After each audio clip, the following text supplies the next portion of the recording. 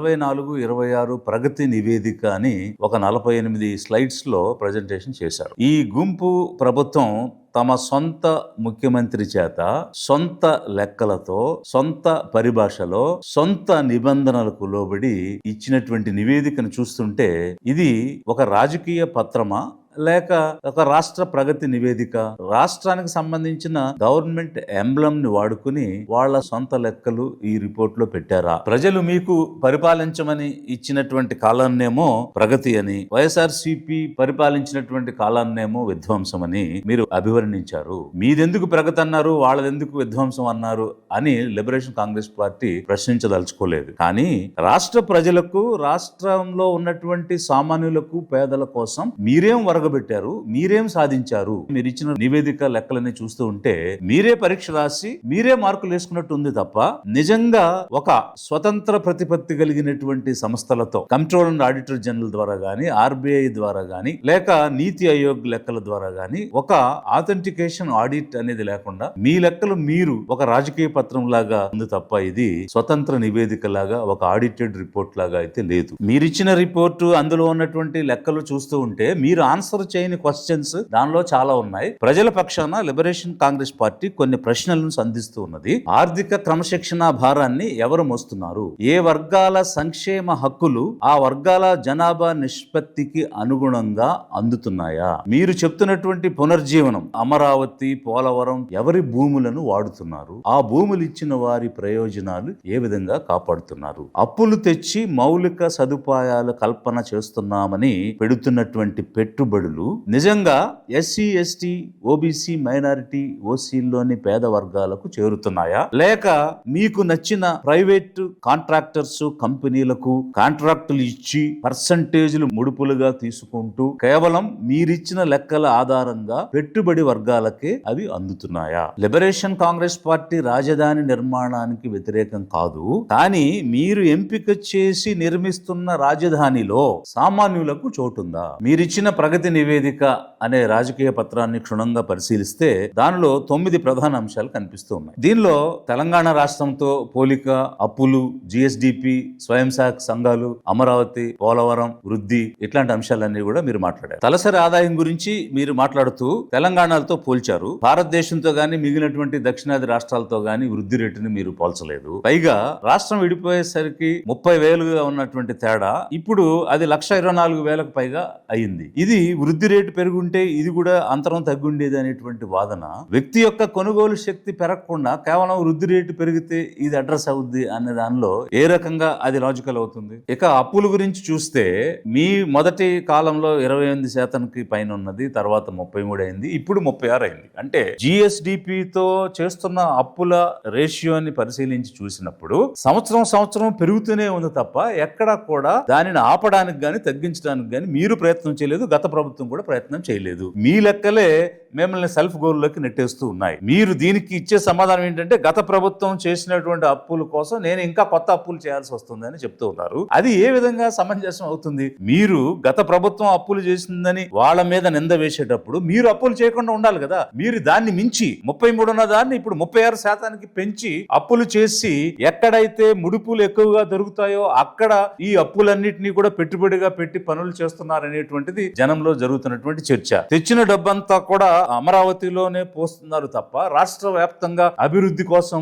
ఈ అప్పులు పెట్టుబడిగా పెట్టడం లేదనేటువంటిది ఇంకొక వాదన. ఉద్యోగులకు ఇచ్చేటువంటి జీతం చాలా భారం అయిపోయింది. రాష్ట్రానికి వచ్చేటువంటి సొంత ఆదాయాల్లో గత ప్రభుత్వంలో 123% ఉన్నదాన్ని ఇప్పుడు మేము 95%కి తగ్గించాం. 30,000 పైన ఉద్యోగాలు ఇచ్చినా కూడా ఆ ప్రభుత్వం డిస్ప్రపోర్షనేట్ రిక్రూట్మెంట్స్ చేసింది, అందువల్ల భారం పెరిగిపోయింది అని ఒక కథనాన్ని మీరు ప్రకటించారు. బట్ వాస్తవం ఏంటి? 2022 జనవరి 1వ తేదీ నుంచి రిటైర్మెంట్ ఏజ్ 60 ఉన్నదాన్ని 62కి పెంచారు. దానివల్ల రిటైర్మెంట్స్ లేవు, జీతాల భారాలు పెరిగాయి. 2024 తర్వాత రిటైర్మెంట్స్ వచ్చాయి, జీతాల భారం తగ్గింది. అందువల్ల 123 ఉన్నది 95కి తగ్గింది తప్ప మీ ఆర్థిక క్రమశిక్షణ వల్ల తగ్గినట్టు ఎక్కడ కూడా కనిపించడం లేదు. ఇదొక అంశం అయితే మీరు ఇలాంటి నెరేటివ్ ని ప్రజల్లోకి తీసుకుని వెళ్ళి మీరు ఏం చెప్పదలుచుకున్నారు అంటే రాష్ట్రానికి వచ్చే రాబడి అంతా కూడా ఉద్యోగస్తులు మింగేస్తున్నారు, వాళ్ళ జీతాలు పే చేయడానికే డబ్బంతా సరిపోవడం లేదు అని ప్రజల మధ్య ఉద్యోగుల మధ్య ఒక అంతరాన్ని సృష్టించడానికి, ఉద్యోగుల మీద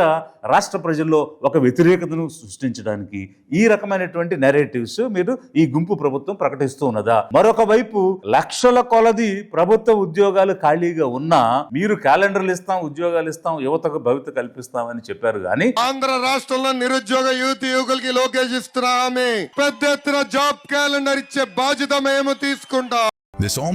ఇస్తున్నది లేదు, ఉద్యోగాల రిక్రూట్మెంట్ చేస్తున్నది కూడా లేదు. కేవలం ఒక డిఎస్సి చూపించి అదేదో చాలా గొప్పగా చేసినట్టుగా మీరు ప్రకటిస్తున్నారు. తర్వాత అంశం ఏంటంటే 1.49 లక్షల కోట్లు మేము సంక్షేమానికి ఇచ్చామని చెప్తున్నారు. గత ప్రభుత్వం మేము 2.5 లక్షల కోట్లు డిబిటి ద్వారా సంక్షేమంలో ప్రజలకు ఇచ్చామని వారు చెప్పారు. అసలు సంక్షేమం అనేది ఏమైనా పెరిగిందా లేకపోతే తగ్గిందా? లబ్ధిదారులు పెరిగారా లేకపోతే తగ్గారా?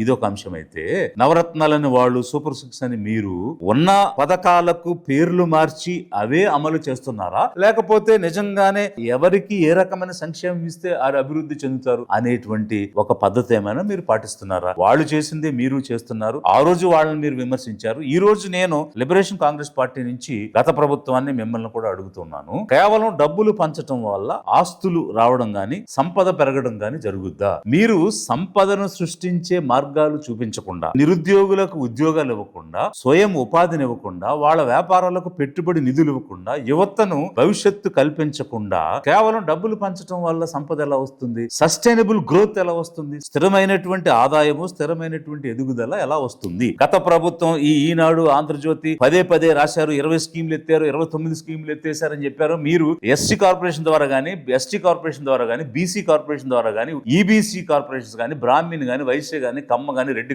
ఏ కార్పొరేషన్ ద్వారా అయినా మీరు ₹1 సబ్సిడీ ఈ 2 సంవత్సరాల్లో ఇచ్చున్నారా? గత ప్రభుత్వం ఎత్తేసింది, మరి మీరు కూడా ఎత్తేసారు. కేవలం అప్లికేషన్స్ కోసం నోటిఫికేషన్స్ ఇస్తున్నారు తప్ప ₹1 సబ్సిడీ ఇచ్చి ఒక్క స్వయం ఉపాధి పథకాన్ని గానీ, ఒక వ్యాపారాన్ని గానీ, ఒక స్టార్ట్అప్ కంపెనీని గానీ ఇంతవరకు మీరు పెట్టలేదు. కానీ 1,50,000 కోట్లు ఇచ్చాము డిబిటి ద్వారా అని మాత్రం గొప్పలు చెప్పుకుంటున్నారు. దీని వల్ల స్థిరమైన ఆదాయంతో ఉపాధి ఏ నిరుద్యోగికి వచ్చింది, ఏ కుటుంబానికి వచ్చింది? తర్వాత మీరు దేని గురించి మాట్లాడుతున్నారంటే స్వయం సహాయక సంఘాల గురించి. 97% బ్యాంకు రుణాలు తీసుకుంటున్నారని, 0.67% 67% ఎన్పిఎల్ ఉన్నాయని, దేశంలోనే మొదటి స్థానంలో ఉన్నామని చెప్తున్నారు. 21-22 స్లైడ్స్ లో పిపిపి గురించి మాట్లాడుతూ ఒక ఆథెంటిక్ డేటాను బేస్ చేసుకుని పిఐబి ఇన్ఫర్మేషన్ అని చెప్పారు కదా. మరి ఈ ఇన్ఫర్మేషన్ ఒక ఆథెంటిక్ డేటా నాబార్డ్ నుంచి కానీ, ఆర్బీఐ నుంచి కానీ, నీతి ఆయోగ్ నుంచి కానీ మీరు ఈ డేటాతో కొరాబరేట్ చేసి ఏమి చెప్పలేదు. సో ఇది సరైనటువంటి డేటా అని ఏ విధంగా నమ్మాలి? రెండవది, ఈ స్వయం సహాయక సంఘాలు వాళ్ళ పర్ఫార్మెన్స్ ని బట్టి, రీపేమెంట్ ని బట్టి బ్యాంకు రుణాలు ఇస్తుంది తప్ప గవర్నమెంట్ ఇంటర్వెన్షన్ వల్ల అదనంగా వచ్చిందైతే ఇక్కడ ఏం కనిపించడం లేదే. తర్వాత అంశం, మీరు అమరావతి గురించి మాట్లాడుతున్నారు. 38వ స్లైడ్ లో 1631 రోజులు వీళ్ళు నిరాహార దీక్షలు చేసి రైతులు గందరగోళం చేయడం వల్ల వరల్డ్ బ్యాంక్ నుంచి వచ్చేటువంటి లోన్ ఆగిపోయిందని. అంటే ప్రజాస్వామ్యంలో పబ్లిక్ డిసెంట్, శాంతియుత ప్రదర్శనని ఒక అడ్డంకిలాగా మీరు ప్రజాస్వామ్యాన్ని అపహాస్యం చేసే విధంగా మాట్లాడటం ఒకటైతే, 39 స్లైడ్లో మీరు 780 ఎకరాలు పైనే విద్యా సంస్థలకు ఇచ్చామని చెప్తున్నారు. అందులో కనీసం 18 ప్రైవేట్ సెక్టర్లో ఉన్నాయి, 7 హెల్త్ సెక్టర్లో ఇచ్చినటువంటి వాటిలో ఒక్కటే ప్రభుత్వ రంగంలో ఉంది, మిగిలినన్ని కూడా ప్రైవేట్ రంగంలో ఉన్నాయి. అదేవిధంగా 40 ఎకరాల పైనే హాస్పిటాలిటీ సెక్టర్లో హోటల్స్ కి ఇచ్చామని చెప్తున్నారు, అవన్నీ కూడా ప్రైవేట్ గా ఉన్నాయి. అంటే ప్రజల దగ్గర నుంచి తీసుకున్న భూములు మొదటి దఫా 34,000 ఎకరాలు, అలాగే ఇప్పుడు ఇంకో 50,000 ఎకరాలు, మధ్యలో ఉన్న ప్రభుత్వ భూమి అంతా కలిపితే 1,00,000 ఎకరాల భూములు తీసుకుని మీరు ప్రైవేటు వ్యవస్థలకి, ప్రైవేటు కంపెనీలకు, ప్రైవేటు సంస్థలకి దీన్ని దారాదత్తం చేయడానికి పూనుకున్నారు అనిపిస్తుంది తప్ప కనీసం సోషల్ ఇన్ఫ్రాస్ట్రక్చర్, అంగన్వాడీస్ గానీ, స్కూల్స్ గానీ, హాస్పిటల్స్ గానీ, ప్లే గ్రౌండ్స్ గానీ, ఇవన్నీ కూడా ప్రభుత్వం కదా నిర్మించాలి, ప్రభుత్వం కదా చేపట్టాలి. ప్రభుత్వం చేయాల్సినటువంటి పనులు కూడా మానేసి ప్రైవేట్ సెక్టార్ కి ఇచ్చేస్తూ ఇది సెల్ఫ్ సస్టైనబుల్ ప్రాజెక్ట్ అని జనం ఇచ్చిన భూముల్ని అమ్ముతూ మీరు ఒక నెరేటివ్ డెవలప్ చేసి చెప్తున్నారు. ప్రభుత్వం చేయాల్సినటువంటి బాధ్యతలు బాధ్యతల నుంచి మీరు తప్పుకుంటున్నట్టు కాదా? ఇప్పటికీ భూములు ఇచ్చినటువంటి రైతులకు ఇంతవరకు న్యాయం జరగలేదు. మళ్ళీ కొత్తగా 50,000 కావాలని బలవంతంగా భూములు ఎందుకు తీసుకుంటున్నారు? తదుపరి అంశం మీరు మాట్లాడినటువంటిది పోలవరం. వారం వారం పోలవరం అని, సోమవారం పోలవరం అని రకరకాల స్లోగన్స్, బ్రాండింగ్స్ చేసి రాష్ట్రంలో ఉన్న వాళ్ళందరినీ పిలిపించి బస్సులు ఎక్కించి చూసి రండి అని పంపించారు. తీరా చూస్తే ఆ 5 సంవత్సరాల్లో నిర్మాణం కాలేదు. ఆ తర్వాత వైఎస్ఆర్సీపీ వచ్చి నిర్మించలేదు అని మీరు వైఎస్ఆర్సీపీ ఈ గుంపు ప్రభుత్వాలని ఒకరినొకరు బ్లేమ్ చేసుకుంటూ ఒక బ్లేమ్ గేమ్ గా దీన్ని వాడుకోవటమే జరిగింది తప్ప తొందర ఎందుకన్నా wait. We will complete this project by 2021 December. We are committed to it. Project నిర్మాణం అన్నటువంటిది నిజాయితీగా ఇంతవరకు పూర్తి కాలేదు. మళ్ళీ మీరు 2027 అనేటువంటి ఇంకో కొత్త డేట్ చెప్తున్నారు. 2027 పోలవరాన్ని పూర్తి చేసి అయితే ఇక్కడ ఎంతసేపు లక్షల కోట్ల నిధులు తెచ్చి ఆ డ్యామ్ నిర్మాణం చేసే కాంట్రాక్టర్లకి డబ్బు దారబోయటం అన్న దాని మీదే మీరు శ్రద్ధ చూపిస్తున్నారు తప్ప మీరు చూపించినటువంటి స్లైడ్ లోనే R&R రీసెటిల్మెంట్ గానీ రీహాబిలిటేషన్ గానీ ముఖ్యంగా అక్కడ నిర్వాసితులు అవుతున్నటువంటి షెడ్యూల్డ్ ట్రైబ్స్ కి సంబంధించి ఇవ్వాల్సినటువంటి R&R 19 నుంచి 23% పెరిగిందని మీ స్లైడ్ లో చూపించారు. ఇప్పుడు ఈ 2 సంవత్సరాల్లో దాని మీద ఎలాంటి ప్రగతి మీరు చూపించడం లేదు. అంటే ఇది సామాజిక న్యాయం అంటారా? ఎవరి భూములైతే తీసుకుని ఎవరినైతే నిర్వాసితులను చేసి అక్కడ మీరు డ్యామ్ గడుతూ ఆ డ్యామ్ కోసం లక్షల కోట్లు ప్రైవేట్ కంపెనీలకు కాంట్రాక్టులు ఇస్తూ దాని వెనక ముడుపులు తీసుకుంటున్నారు అనేటువంటి అపవాదులు ఎదుర్కొంటూ పేద జనానికి మాత్రం మీరు న్యాయం చేయకుండా ఈ ప్రాజెక్టు నిర్మిస్తున్నామని చెప్తున్నారు. ఆంధ్రుల జీవనాడి పోలవరం అని మేము కలలు కన్నామని అర్ధరాత్రి కలొచ్చిందని చెప్పి ఇంతవరకు దీని నిర్మాణమే పూర్తి చేయలేదంటే తెలుగుదేశం గుంపు ప్రభుత్వానికి గాని వైఎస్ఆర్సీపీ ప్రభుత్వానికి గాని ఏ విధమైన చిత్తశుద్ధి ఉందన్నది ప్రజలు అర్థం చేసుకోవాలి. తర్వాత మీరు మాట్లాడినట్టు మరొక అంశం పీపీపీ పద్ధతిలో చేపడుతున్నటువంటి ప్రాజెక్ట్స్, దానికి సంబంధించినటువంటి ఉద్యోగ కల్పన. 23 లక్షల కోట్ల పెట్టుబడులని 20 లక్షల ఉద్యోగాలను మొదలు చెప్పారు. ఇప్పుడు మీరు ఇస్తున్న లెక్క ప్రకారమే 11 లక్షల కోట్ల పెట్టుబడులని 10 లక్షల ఉద్యోగాలని చెప్తున్నారు. దానికి PIB information, ministry of finance information ని జత చేర్చారు. ఓకే, అయితే అసలు ప్రభుత్వం నుంచి ఈ ప్రైవేట్ కంపెనీలకు వెళుతున్నది ఎంత? దానివల్ల ప్రభుత్వానికి గాని ప్రజలకు గాని చేరేటువంటి లబ్ధి ఎంత? ఇలాంటి అంశాలు ఏమి చెప్పడం లేదు. ఆ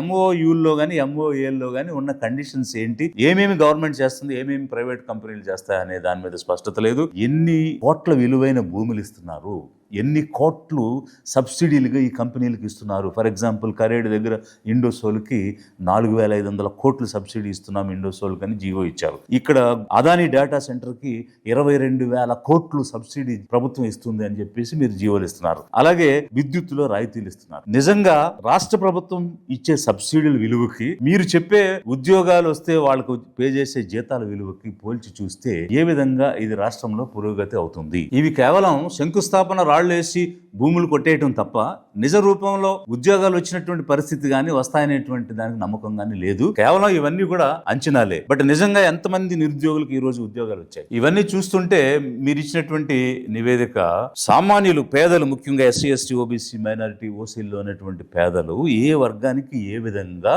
ఈ ప్రభుత్వం ఈ చేసినటువంటి పనుల వల్ల మేలు జరిగింది, వారిలో వృద్ధి కనిపించింది, సంపద పెరిగింది అనేటువంటి లెక్కలు ఏమీ లేవు. మీరు చెప్పేటువంటి లెక్కలకి ఒక ఆథెంటికేషన్ లేదు. ఒక రిజర్వ్ బ్యాంక్ ఆఫ్ ఇండియా నుంచి కానీ, నీతి ఆయోగ్ నుంచి కానీ, కంట్రోల్ ఆడిటర్ జనరల్ రిపోర్ట్స్ కానీ ఎక్కడా కూడా ఎలాంటి ఉటంకించడం కానీ కంపేర్ చేయడం కానీ లేదు. లిబరేషన్ కాంగ్రెస్ పార్టీ ప్రజల పక్షాన ఈ గుంపు ప్రభుత్వాన్ని ప్రశ్నిస్తూ ఉన్నది, డిమాండ్ చేస్తూ ఉన్నది. మీరు ప్రగతి నివేదికలు ఇవ్వద్దు అని మేము చెప్పడం లేదు. మీరు ఒక పార్టీని ఇంకో పార్టీని విమర్శించుకుంటూ మీరిచ్చే నివేదిక మీకు అనుకూలంగా, వైసీపీ ఇచ్చే నివేదిక వాళ్ళకు అనుకూలంగా, మేము గొప్ప అంటే మేము గొప్ప అని మాటలు చెప్పుకోవడం కాదు. రియాలిటీలో ఏం చేశారు? ఇప్పుడున్నటువంటి ప్రభుత్వాన్ని ప్రశ్నిస్తూ ఉంటే మాకు లేబుల్స్ వేయడానికి ప్రయత్నం చేస్తారు కొంతమంది. ఏమిటి, ఈ పార్టీ వైపు ఉన్నారు, ఆ పార్టీ వైపు ఉన్నారు, ఇట్లా రకరకాలుగా లేబుల్స్ వేయడానికి ప్రయత్నం చేస్తూ ఉన్నారు. మేము స్పష్టంగా ప్రశ్నిస్తూ ఉన్నాము. మీరు వైసీపీకి భిన్నంగా ఏం చేశారు? వైసీపీ మీకు భిన్నంగా ఏం చేసింది? మీరు మాట్లాడిన మాటలే, మీరు పాడిన పాటలే వాళ్ళు పాడారు, మీరు పాడుతున్నారు. ఎక్కడా కూడా మాకు తేడా కనిపించడం లేదు. మీరు రెండు ఒకటే, దొందే.